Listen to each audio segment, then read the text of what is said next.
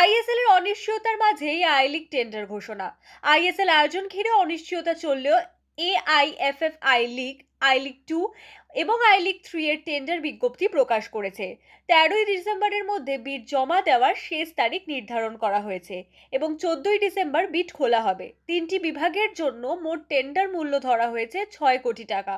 আশা করা হচ্ছে এই পদক্ষেপে আই লিগ ঘিরে তৈরি হওয়া অনিশ্চয়তার কিছুটা অবসান ঘটবে। আইএসএল এর ডামাডোলে আই লিগ নিয়ে অসন্তোষ বাড়ছিল ক্লাবগুলির মধ্যে।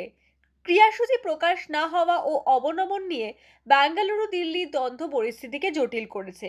ক্যাশের হস্তক্ষেপে চ্যাম্পিয়নশিপ নির্ধারিত হলেও অবনমন নিয়ে সমস্যা দেখা যায়। ক্লাব প্রতিনিধিরা এমনকি কেন্দ্রীয় ক্রীড়ামন্ত্রীর সঙ্গেও বৈঠক করেছেন। এই অবস্থায় প্রশ্ন উঠছে, আইএসএল এর মতো আই লিগের টেন্ডারও কি ব্যর্থ হবে? তা বলবে সময়।